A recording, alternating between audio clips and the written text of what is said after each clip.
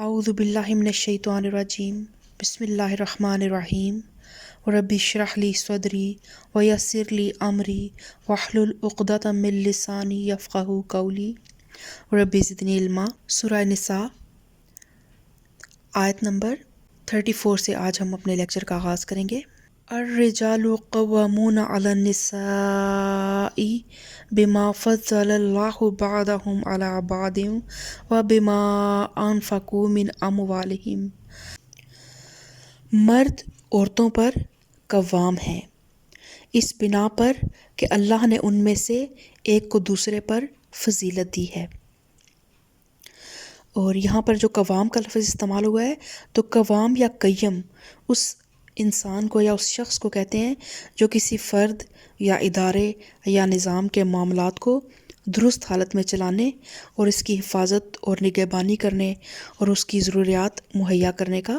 ذمہ دار ہو۔ اور جو یہاں پہ اللہ تعالیٰ نے فضل کا لفظ استعمال کیا ہے کہ ان کو فضیلت دی ہے مردوں کو، تو یہاں فضیلت جو ہے اس کا بمعنی شرف اور کرامت اور عزت نہیں ہے، بلکہ یہ لفظ اس معنی میں استعمال ہوا ہے کہ مرد جو ہے اس کو اللہ تعالیٰ نے طبعاً بعض ایسی خصوصیات اور قوتیں عطا کی ہیں جو دوسری صنف یعنی عورت کو نہیں دیں یا اس کو کم دی ہیں۔ اس بنا پر خاندانی نظام میں مرد ہی قوام ہونے کی اہلیت رکھتا ہے، اور عورت فطرتاً ایسی بنائی گئی ہے کہ اسے خاندانی زندگی میں مرد کی حفاظت اور خبرگیری کے تحت رکھنا چاہیے، اور یہ اللہ تعالیٰ کی تقسیم ہے، اس پہ ہر انسان کو راضی رہنا چاہیے۔ اور آپ گھروں میں دیکھیں گے کہ اسی گھر میں آپ کو برکتیں بھی نظر آئیں گی اور اسی گھر میں آپ کو تابعدار اولاد بھی نظر آئے گی، جس گھر میں مرد کو ایک مقام دیا جاتا ہے، اور مقام اس سینس میں دیا جائے کہ دل سے اس کی بڑائی کو تسلیم کیا جائے۔ انما الاعمال بالنیات۔ بعض اوقات ہم دیکھتے ہیں کہ آج کے دور میں جو دور آ چکا ہے، اللہ تعالیٰ نے قرآن پاک میں خود عورت کے مکر سے کہا ہے کہ پناہ مانگو، تو عورتیں اس دنیا کی زندگی کو سب کچھ سمجھتی ہیں اور صرف اس مرد کو حاصل کرنے کے لیے وہ بظاہر کچھ اور ہوتی ہیں، لیکن ان کی مرد کی غیر موجودگی میں ان کے معاملات کچھ اور ہوتے ہیں۔ تو اس طرح کا جو درجہ دیں گے یا اس طرح کی جو اپنے مرد کو فوقیت دیں گے، اس کا آپ کو کوئی فائدہ نہیں ہوگا، اور وہ سب ملٹی پلائی بائی زیرو ہوگا اس کی موجودگی میں اور اس کی عدم موجودگی میں۔ اللہ کو گواہ بنا کے اپنے تمام معاملات کو لے کر چلیں، اس مرد کے ساتھ، اس کی اولاد کے ساتھ، اس کے رشتہ داروں کے ساتھ، اور جس طرح وہ آپ کے رشتہ داروں یا آپ کے بہن بھائیوں کے ساتھ اگر عزت، احترام، ادب کے معاملات کرتے ہیں تو یہ سب کچھ آپ اس طرح ہی اس کو لوٹائیں، تو تب آپ کو اللہ تعالیٰ آپ کی زندگی میں برکتیں دے گا انشاءاللہ۔ اور مرد کی پھر اللہ تعالیٰ نے ایک ذمہ داری اس پہ کفالت کی ذمہ داری بھی رکھی ہے کہ وہ تمام اہل خانہ، بچوں کی اور بیوی کی کفالت کا ذمہ دار ہے۔ عورت پر اس طرح کی کوئی ذمہ داری نہیں ہے، وہ اپنی خوشی سے کچھ کرنا چاہتی ہے تو اس پہ کوئی پابندی نہیں ہے وہ کرے یا نہ کرے، لیکن اللہ تعالیٰ نے اس کو اس طرح کی تمام ذمہ داریوں سے آزاد رکھ کے اس کو گھر میں بچوں کی تعلیم اور تربیت کرنے کے لیے یہ ذمہ داری اللہ تعالیٰ نے سونپی ہے، تو اس لیے بھی اللہ تعالیٰ نے مرد کو عورت سے ایک درجہ اونچا دیا ہے۔ اور آپ دیکھیں گے کہ کسی بھی ادارے میں جب دو لوگ ایک ہی پوسٹ پہ ہوتے ہیں، ایک ہی ان کا رینک ہو، تو وہاں پہ ہمیشہ اختلاف رہے گا، آپس میں ہمیشہ ٹکراؤ رہے گا، لیکن جہاں پر کوئی ماتحت ہوگا تو سبارڈینیٹس ہوتے ہیں، وہ اپنے سے اوپر والے کی بات کو فالو بھی کرتے ہیں اور وہ ادارہ اچھے طریقے سے رن کرتا ہے۔ تو گھر کے ادارے کو بھی اچھے طریقے سے رن کرنے کے لیے یہ ضروری ہے کہ مرد کو اپنے گھر کے معاملات میں اس کو ہولڈ دیں اور اس کی بات کو فیصلوں میں اس کے اختیار دیں کہ وہ فیصلہ جو مرد کرے اس تمام مشاورت کے ساتھ اچھے طریقے سے اس پہ پھر ضد نہ کی جائے، ایک دوسرے کے ساتھ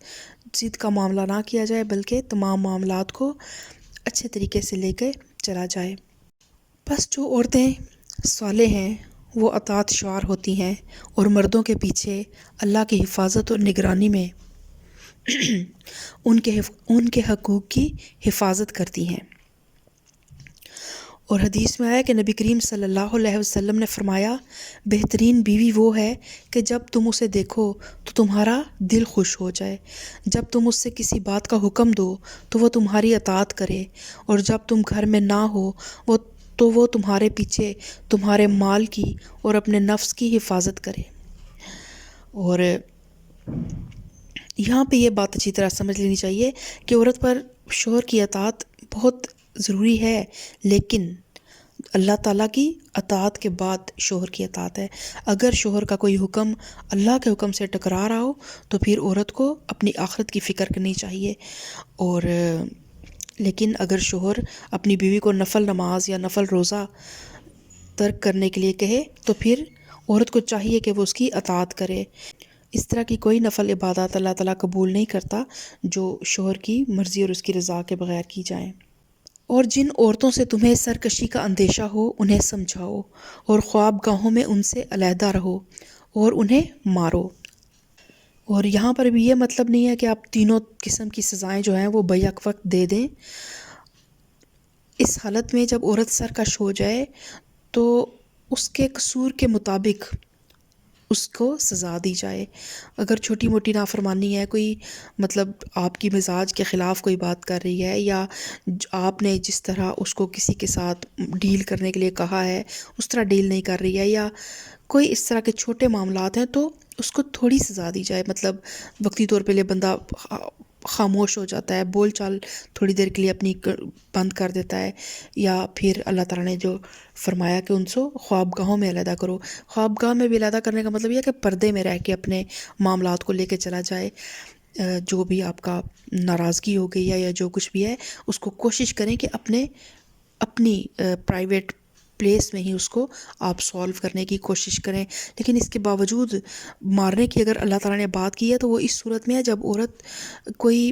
اس ٹائپ کی حرکتیں کرنے لگ پڑے جو کہ خلاف شرع ہوں، کوئی بد کرداری کی بات ہو جائے یا کوئی فحش حرکات کرنے لگ پڑے، تو پھر اللہ تعالیٰ نے اس طرح کی بات کے لیے مارنے کی بات کی ہے۔ نبی کریم صلی اللہ علیہ وآلہ وسلم نے بیویوں کو مارنے کے لیے جب بھی اجازت دی ہے بادل ناخواستہ ہی دی ہے، اور اس کو پسندیدہ نہیں، اس اسلام میں اس چیز کو پسند نہیں کیا گیا۔ لیکن بعض اوقات کچھ معاملات ایسے ہوتے ہیں کہ جہاں پہ آپ کو سختی سے کام لینا پڑتا ہے، کیونکہ نفس جو ہے اور شیطان جو ہے وہ ہر وقت ہر انسان کو اپنے نرغے میں لے کے رکھتا ہے، اور اگر مرد بد کردار ہوتا ہے تو شاید وہ صرف اپنی ہی ذات کے لیے جواب دہ ہوتا ہے، اس کو آخرت میں صرف اپنی ذات کا جواب دینا پڑتا ہے۔ لیکن اگر عورت بد کردار ہو جائے تو پھر نسلیں بھی ہیں وہ بھی بد کردار ہی پیدا ہوتی ہیں، اور نسلوں میں بے حیائی اور اس طرح کی چیزیں آ جاتی ہیں۔ تو اس لیے اللہ تعالیٰ نے، اور کہیں نہ کہیں عورت کے پاس ہی یہ اختیار ہے کہ وہ اپنے آپ کو کنٹرول کر سکتی ہے اور وہ برائی کو روک سکتی ہے۔ تو عورت کو اپنے اوپر ایک سخت ہارڈ شیل ضرور رکھنا چاہیے اپنی حفاظت کے لیے۔ پھر اگر وہ تمہاری مطیع ہو جائیں تو خواہ مخواہ ان پر دست درازی کرنے کے لیے بہانے تلاش نہ کرو۔ یقین رکھو کہ اوپر اللہ موجود ہے جو بڑا اور بالا تر ہے۔ اور اگر تم لوگوں کو کہیں میاں اور بیوی کے تعلقات بگڑ جانے کا اندیشہ ہو تو ایک حکم مرد کے رشتہ داروں میں سے اور ایک عورت کے رشتہ داروں میں سے مقرر کرو۔ وہ دونوں اصلاح کرنا چاہیں گے تو اللہ ان کے درمیان موافقت کی صورت نکال دے گا۔ اللہ سب کچھ جانتا ہے اور باخبر ہے۔ اب یہاں پہ یہ ہے کہ اگر میاں بیوی میں اختلاف ہو جاتا ہے، اور اختلاف کا ہو جانا ایک بہت نیچرل عمل ہے کسی بھی گھر میں، جب انسان دو مخالف اصناف ہیں، مرد کی سائیکی کچھ اور ہے، عورت کی سائیکی کچھ اور ہے، مرد کسی اور طرح سے سوچتا ہے، عورت کسی اور طرح سے محسوس کر رہی ہوتی ہے، عورت جذباتی ہوتی ہے، عورت فوراً رزلٹ چاہ رہی ہوتی ہے، لیکن مرد ایک دور اندیشی سے معاملات کو لے کے چل رہا ہوتا ہے، تو اکثر گھروں میں اختلاف ہو جاتے ہیں، اور بعض اوقات کچھ اختلافات بڑے پیمانے پر بھی ہو جاتے ہیں۔ تو اگر ایسا کچھ ہو تو پھر کیا ہے کہ کوشش کریں کہ یہ نہ ہو کہ صرف لڑکے والے ہی بیٹھیں اور وہ اپنے بچے کو کلین چٹ دے دیں اور بچی بیچاری کو راضی کرنے پہ مجبور کر دیں، اور نہ لڑکی والے اس طرح کریں کہ وہ اپنی بیٹی کو کلین چٹ دے دیں اور سارا قصور لڑکے کے معاملے میں ڈال دیں، بلکہ اللہ تعالیٰ کہہ رہے ہیں کہ دونوں خاندانوں میں سے ایک ایک حکم، وہ انسان جو تھوڑا معاملہ فہم ہو اور تھوڑا سا مزاج اس کا برہم نہ ہو، ٹھنڈے مزاج سے وہ معاملات کو دیکھے اور نیوٹرل ہو، جو انسان بھی کسی کے ساتھ ہلکی سی بھی فیور رکھتا ہوگا وہ اسی کا ساتھ دے گا۔ تو بالکل جو ہے اس ٹائپ کا کوئی آپ دو افراد اکٹھے کریں، اور بہت زیادہ جب لوگ اکٹھے ہو جاتے ہیں تو اکثر چیزیں ٹھیک ہونے کی بجائے خراب ہو جاتی ہیں، تو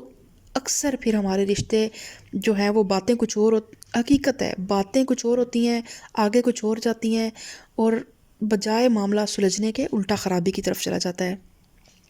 تو کم سے کم لوگوں کو اندر ڈالیں، اور ایک رشتہ دار مرد کے رشتہ داروں میں سے ایک حکم اور ایک عورت کے رشتہ داروں میں سے ڈالیں، اور یہ لوگ جو ہیں یہ معاملے کو سنیں اور سلجھانے کی کوشش کریں۔ اور کوشش یہاں پہ کچھ جو ہیں فقہا وہ یہ کہتے ہیں کہ یہ جو حکم ہے ان کو فیصلے کا اختیار بھی ہے، اور لیکن کچھ فقہا کی رائے یہ ہے کہ یہ معاملات کو سنیں گے، سلجھانے کی کوشش کریں گے، لیکن فیصلے کا اختیار جو ہے وہ مرد یا عورت دونوں کے پاس محفوظ رہے گا، اور اس میں دونوں کی ہمیں رائے ملتی ہیں۔ وَاعْبُدُوا اللَّهَ وَلَا تُشْرِكُوا بِهِ شَيْئًا وَبِالْوَالِدَيْنِ إِحْسَانًا وَبِذِي الْقُرْبَى وَالْيَتَامَى وَالْمَسَاكِينِ وَالْجَارِ ذِي الْقُرْبَى وَالْجَارِ الْجُنُبِ وَالصَّاحِبِ بِالْجَنبِ وَابْنِ السَّبِيلِ وَمَا مَلَكَتْ أَيْمَانُكُمْ إِنَّ اللَّهَ لَا يُحِبُّ مَنْ كَانَ مُخْتَالًا فَخُورًا۔ اور تم سب اللہ کی بندگی کرو اور اس کے ساتھ کسی کو شریک نہ بناؤ، ماں باپ کے ساتھ نیک برتاؤ کرو، قرابت داروں اور یتیموں اور مسکینوں کے ساتھ حسن سلوک سے پیش آؤ، اور پڑوسی رشتہ دار سے اور اجنبی ہمسائے سے، پہلو کے ساتھی اور مسافر سے، اور ان لونڈی غلاموں سے جو تمہارے قبضے میں ہوں احسان کا معاملہ رکھو۔ یقین جانو اللہ کسی ایسے شخص کو پسند نہیں کرتا جو اپنے پندار میں مغرور ہو اور اپنی بڑائی پر فخر کرے، اور ایسے لوگ بھی اللہ کو پسند نہیں ہیں جو کنجوسی کرتے ہیں اور دوسروں کو بھی کنجوسی کی ہدایت کرتے ہیں، اور جو کچھ اللہ نے اپنے فضل سے ان کو دیا ہے اسے چھپاتے ہیں۔ ایسے کافر نعمت لوگوں کے لیے ہم نے رسوا کن عذاب مہیا کر رکھا ہے، اور وہ لوگ بھی اللہ کو ناپسند ہیں جو محض اپنے مال لوگوں کو دکھانے کے لیے خرچ کرتے ہیں، اور در حقیقت نہ اللہ پر ایمان رکھتے ہیں اور نہ روز آخر پر۔ سچ یہ ہے کہ شیطان جس کا رفیق ہوا اسے بہت ہی بری رفاقت میسر آئی۔ آخر ان لوگوں پر کیا آفت آ جاتی اگر یہ اللہ اور روز آخر پر ایمان رکھتے اور جو کچھ اللہ نے دیا ہے اس میں سے خرچ کرتے۔ اگر یہ ایسا کرتے تو اللہ سے ان کی نیکی کا حال چھپا نہ رہ جاتا۔ اللہ کسی پر ذرہ برابر بھی ظلم نہیں کرتا۔ اگر کوئی ایک نیکی کرے تو اللہ اسے دو چند کرتا ہے اور پھر اپنی طرف سے بڑا اجر عطا فرماتا ہے۔ پھر سوچو کہ اس وقت کیا کریں گے جب ہم ہر امت میں سے ایک گواہ لائیں گے اور ان لوگوں پر تمہیں یعنی محمد صلی اللہ علیہ وسلم کو گواہ کی حیثیت سے کھڑا کریں گے۔ اس وقت وہ سب لوگ جنہوں نے رسول کی بات نہ مانی اور اس کی نافرمانی کرتے رہے تمنا کریں گے کہ کاش زمین پھٹ جائے اور وہ اس میں سما جائیں۔ وہاں یہ اپنی کوئی بات اللہ سے نہ چھپا سکیں گے۔ یہاں پر جو آیت مبارکہ آئی کہ جب ہم ہر امت پر ایک گواہ لائیں گے اور ان پر نبی کریم صلی اللہ علیہ وآلہ وسلم کو گواہ کی حیثیت سے کھڑا کریں گے، تو اس کا مطلب یہ ہے کہ ہر دور کا جو پیغمبر ہوگا نا وہ اپنے دور کے لوگوں پر اللہ کی عدالت میں گواہی دے گا۔ جب لوگ کہیں گے کہ ہمارے پاس تو کوئی آیا ہی نہیں، ہمیں تو پتہ ہی نہیں چل سکا، جب وہ انکار کریں گے تو پھر ہر دور کا پیغمبر اپنے دور کے لوگوں پر اللہ کی عدالت میں گواہی دے گا کہ زندگی کا وہ سیدھا راستہ اور فکر و عمل کی وہ صحیح طریق جس کی تعلیم اللہ تعالیٰ نے مجھے دی تھی، اللہ تعالیٰ نے ان پیغمبر کو دی تھی، اس پیغمبر نے وہ تعلیم ان لوگوں تک پہنچا دی تھی، اور پھر یہی شہادت محمد صلی اللہ علیہ وآلہ وسلم اپنے دور کے لوگوں پر دیں گے۔ اور آپ صلی اللہ علیہ وآلہ وسلم کے دور کا قرآن سے معلوم ہوتا ہے کہ آپ صلی اللہ علیہ وآلہ وسلم کا دور آپ کی بعثت سے لے کر قیامت تک ہے۔ اور پھر اینڈ پہ اللہ تعالیٰ فرما رہا ہے، اور وہاں یہ اپنی کوئی بات اللہ سے نہ چھپا سکیں گے۔ تو آج اس دنیا کی زندگی میں اپنی ایک ایک سانس پہ اس چیز کو ذہن میں رکھیں کہ اللہ تعالیٰ سے ہم کچھ نہیں چھپا سکتے، وہ ہمارے دلوں میں پوشیدہ رازوں تک سے واقف ہے۔ آج آپ دیکھتے ہیں کہ اس چھوٹے سے موبائل میں آج ہمیں پوری دنیا مل جاتی ہے، تو آج کا انسان جو ہے وہ بہت زیادہ فطروں کے اندر ملوث ہے۔ آج کے انسان کی دنیا اس کے ہاتھ کے اندر ہے، اس موبائل کی شکل میں، اور آج کا انسان دماغ کے ساتھ چل رہا ہے۔ جو بھی لوگ اسلام پر نہیں ہیں، مسلمان نہیں ہیں، وہ انہوں نے دماغ سے ہی چلنا ہے، کیونکہ انہوں نے اس دنیا کو ہی حاصل کرنا ہے، اور ان کی منزل مقصود یہ دنیا ہے۔ لیکن جو ایک مومن ہوتا ہے، جو اللہ پر یقین رکھتا ہے، جو روز آخرت پر یقین رکھتا ہے، اس کے معاملات کچھ اور ہوتے ہیں۔ اور اسی آج کے لیکچر میں ہم نے پڑھا کہ اپنے ساتھی کے ساتھ، ہمسایوں کے ساتھ نیک سلوک، اور اپنے جو آپ کا پہلو کا ساتھی ہے، جس کے ساتھ آپ سفر میں تھوڑی دیر کے لیے بھی اگر مسافر ہے نا، اس کے بھی حقوق کا خیال رکھیں۔ تو جہاں ہم ایک گھر میں رہتے ہیں اور ہم ایک دوسرے کے حقوق کا خیال نہیں رکھتے، فائنینشلی بھی ہم ایک دوسرے کے حقوق کا خیال نہیں رکھتے۔ بعض اوقات کوئی فیملیز، اگر جوائنٹ فیملی سسٹم ہے تو کچھ فیملیز جو ہیں وہ زیادہ بینیفٹس لے لیتی ہیں، جو تھوڑا سادہ لو ہوتا ہے یا تھوڑا سا بیچارہ وہ اپنے حق کے لیے آواز نہیں اٹھا سکتا، وہ اکثر محروم رہ جاتا ہے۔ اور پھر آج ہمارے جوائنٹ فیملی سسٹم میں جو کاموں کا معاملات ہیں، گھر کے کام کاج، عورت کے لیے یہ ایک بہت بڑا، صبح سے لے کے رات تک عورت بہرحال معاملات میں رہتی ہے۔ تو ان میں بھی عورتوں کو بھی اللہ تعالیٰ، نبی کریم صلی اللہ علیہ وسلم نے جہنم میں زیادہ عورتوں کو دیکھا تھا، تو اس کی وجہ بھی یہی ہے کہ یہاں پر بھی ہم ناانصافی کر جاتے ہیں ایک دوسرے کے ساتھ۔ ایک ایک چیز میں اللہ تعالیٰ سے ڈرا کریں، کیونکہ قیامت کے دن اللہ تعالیٰ 2 بکریوں کو لے کے آئے گا، جن میں سے ایک سینگ والی تھی اور ایک سینگ کے بغیر تھی۔ تو اللہ تعالیٰ اس بغیر سینگ والی بکری سے کہے گا کہ تم اس سینگ والی سے اپنا بدلہ لے لو۔ تو ہر وقت اللہ تعالیٰ کا خوف ہمارے دامن گیر رہے۔ اللہ تعالیٰ ہمیں صراط مستقیم پہ چلنے کی توفیق عطا فرمائے، آمین ثم آمین۔